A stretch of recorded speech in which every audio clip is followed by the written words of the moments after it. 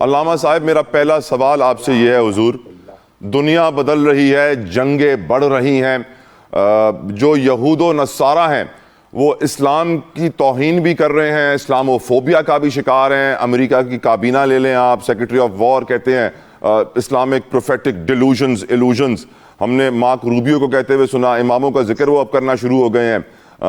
اس وقت جو حالات آپ دیکھ رہے ہیں، دنیا کس طرف جا رہی ہے، مسلمان کس طرف جا رہے ہیں، ہمیں کس راہ پہ آنا چاہیے، تھوڑی روشنی ڈالے گا میسمی صاحب۔ بسم اللہ الرحمن الرحیم۔ آپ کے انٹرو نے تو میری ہمت بڑھا دی، بہت ہی حقائق کو واضح طور پہ بیان کر دیا، اور عام طور پر جو اتنا پور مٹول بات کرتے ہیں کہ نہ وہ ناراض ہو نہ وہ ناراض ہو، پر اللہ آپ کو جزائے خیر دے۔ دیکھیں صورتحال بالکل واضح ہے۔ جب ہم نے فلسطینیوں کی مدد نہیں کی اور ان کو بغیر کسی سہارے کے چھوڑ دیا، لاکھوں فلسطینی شہید ہو گئے، تو اب اس قبضہ کرنے والی حکومت کی ہمتیں بڑھ گئی۔ دیکھیں بات ہے گریٹر اسرائیل کی، اور at any cost they want it. اب اللہ سبحانہ و تعالیٰ نے ایران کو ہمت دی کہ تو مقابلے پہ کھڑے ہو جاؤ۔ اور دیکھیں مفتی تقی عثمانی صاحب نے، حافظ اللہ صاحب نے کتنی اچھی بات کی کہ ایران کو اس لیے نہیں مارا جا رہا کہ وہ شیعہ ہے، ایران کو اس لیے مارا جا رہا ہے کہ وہ مسلمان ہے۔ اور جیسے ہی ایران کی باری اللہ نہ کرے ختم ہو، اب میں آگے کا جملہ کہتا ہوں، باقی خلیج فارس کی حکومتوں کی کیا حیثیت ہے؟ کیوں مسلمان نہیں سمجھ رہے ہیں؟ کیوں ترکی نہیں سمجھ رہا؟ کیوں باقی غلف ملک کے لوگ نہیں سمجھ رہے کہ یہ سب کو کھانے کے لیے تیار ہے؟ کوئی ایک مشترکہ لائحہ عمل اپنانا چاہیے۔ جو خلیج ممالک پر ریاست پر حملے ہو رہے ہیں وہ بھی نہیں ہونے چاہیے، تاکہ سب ایک ہو کر اس دشمن کا مقابلہ کریں، جس کو قرآن مجید میں اللہ تعالیٰ نے فرمایا لا تتخذوا اليهود والنصارى اولیاء بعضهم اولیاء بعض۔ قرآن مجید کی صریح آیت کو بھی اگر ہم قبول نہیں کرتے تو کہاں جائیں گے؟ جو آپ نے ابتدائیہ میں بتایا ہمیں حضور کہ آج کل حالات ایسے ہیں کہ گفتگو ایسے کی جاتی ہے کہ نہ وہ ناراض ہو نہ وہ ناراض ہو، مسلمانوں کی اس پالیسی کے اوپر آپ کیا کہیں گے؟ یہ ہمارے لیے کس قدر خطرناک ثابت ہو سکتی ہے؟ دیکھیں مومن وہ ہے جو بالکل صریحاً بات کرتا ہے اور اسلام کے نفع میں بات کرتا ہے، یہ منافقت کہلاتی ہے۔ اور میں واقعاً جیسے ہی آپ کا انٹرو آیا، میں نے آپ کے لیے دعا کی کہ اللہ اتنے کھل کے ماشاءاللہ اچھی طرح آپ گفتگو کر رہے ہیں۔ دیکھیے مومن کو کھل کے بات کرنی چاہیے۔ اب کیا چھپا رہا ہے؟ ہزاروں فلسطینی شہید ہو گئے اور 1000 سے زیادہ اب ایرانی مسلمان شہید ہو رہے ہیں، اور اب اس وقت میں جب آپ سے بات کر رہا ہوں اس سے کہاں ہے مسلمان؟ اور اب بھی اگر کھل کے بات نہیں کریں گے تو کب کریں گے؟ مجھے اب بتائیے۔ اب کیا یہ بات واضح نہیں ہے کہ جیسے رہبر معظم آیت اللہ علامہ سید علی خامنہ ای کو شہید کیا، ان کے ساتھیوں کو شہید کیا، ہمت مرداں مدد خدا، مدد خدا۔ اور میڈیا اصل میں نیوکلیئر سے زیادہ طاقتور اسلحہ ہے اگر اس کو صحیح طرح سے استعمال کیا جائے۔ دشمنان اسلام کھل کے دجال کا نام لے رہے ہیں، دشمنان اسلام کھل کے بعال کا نام لے رہے ہیں، تبھی وہ جنگ شروع کرنے سے پہلے مناب میں چھوٹی بچیوں کی قربانی دیتے ہیں۔ 170 180 بچیاں، ہم جانتے ہیں اسکول کو نشانہ بنایا اسرائیل نے۔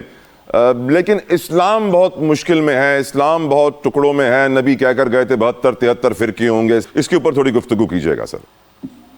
بہرحال آپ کی اسٹڈی تو بہت اچھی ہے، بالکل آپ نے صحیح فرمایا۔ یہ ان بچیوں کے مدرسے پر باقاعدہ طور پر سوچ سمجھ کے حملہ کیا گیا ہے۔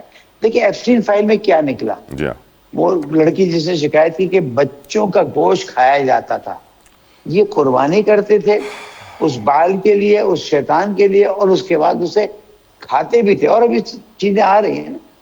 یہ ایپسٹین فائل سے بچنے کے لیے انہوں نے پورا ڈرامہ رچا ہے، لیکن ان کو اپنے شیطان کو خوش کرنے کے لیے لڑکے نہیں لڑکیوں کا خون چاہیے تھا، وہ انہوں نے ڈال دیا۔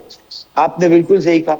ابھی امریکہ کے کسی ایک سرکاری، مجھے نام نہیں یاد ہے، اس نے، میں نے خود سنا، بھی کیا کروں اس وقت ذہن میں نام نہیں ہے، اس نے کہا کہ ہم ایران کا، ہمیں ایران سے کچھ نہیں ہے، ہمیں اس نظریے سے ہے۔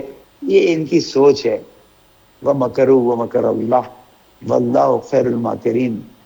وہ چالاکیاں کرتے ہیں، اپنی چال چلتے ہیں، اللہ اپنا راستہ آگے بڑھاتا ہے، اور اللہ کا راستہ تو سب سے بہترین راستہ ہے نا۔ ایک وہ قوم کہ جو کامیاب ہوگی، میں بالکل یہ بات نہیں کہتا کہ یہ قوم ہے یہ قوم ہے، میں کہتا ہوں آئیے ایک ایسی قوم بن جائے جو انشاءاللہ حق اور حقیقت پہ رہے گی، چاہے وہ مظلوم فلسطین ہو، مظلوم افغانی ہو، وہ مظلوم عراقی ہو، کہیں کے بھی مظلوم ہو، سب کا مل کے ساتھ دیں، تاکہ یہ جو انسانیت کا خون بہ رہا ہے. اور آج دنیا میں کہیں کو، اگر مجھے پاکستان میں کوئی کہے آپ نے ٹریفک رول کیوں توڑا، میں کہوں گا ٹرمپ کو جا کے کہہ سکتے ہو جس نے پوری دنیا کے قانون توڑ دیے. اب بات وہاں تک جا رہی اور کوئی بھروسہ نہیں. میرے پیارے ملک پاکستان کو بھی انوالو کرنے کی کوشش کی جائے. دنیا بدل رہی ہے، جنگیں بڑھ رہی ہیں، جو یہود و نصارہ ہیں وہ اسلام کی توہین بھی کر رہے ہیں، اسلامو فوبیا کا بھی شکار ہیں. امریکہ کی کابینہ لے لیں آپ، سیکرٹری آف وار کہتے ہیں اسلامک پروفیٹک ڈیلوژنز ایلوژنز. ہم نے مارک روبیو کو کہتے ہوئے سنا، اماموں کا ذکر وہ اب کرنا شروع ہو گئے ہیں.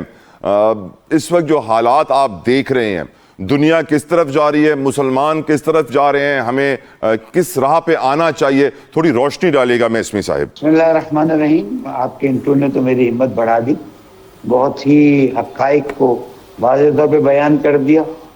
اور عام طور پر جو اتنا پور مٹول بات کرتے ہیں کہ نہ وہ ناراض ہو نہ وہ ناراض ہو، پر اللہ آپ کو جزائے خیر دے. دیکھیے صورتحال بالکل واضح ہے. جب ہم نے فلسطینیوں کی مدد نہیں کی اور ان کو بغیر کسی سہارے کے چھوڑ دیا، لاکھوں فلسطینی شہید ہو گئے، تو اب اس قبضہ کرنے والی حکومت کی ہمتیں بڑھ گئی. دیکھیں بات ہے گریٹر اسرائیل کی، اور at any cost they want it. اب اللہ سبحانہ و تعالیٰ نے ایران کو ہمت دی کہ تو مقابلے پہ کھڑے ہو جاؤ. اور دیکھیں مفتی تقی عثمانی صاحب نے، حافظ اللہ صاحب نے کتنی اچھی بات کی کہ ایران کو اس لیے نہیں مارا جا رہا کہ وہ شیعہ ہے، ایران کو اس لیے مارا جا رہا کہ وہ مسلمان ہے.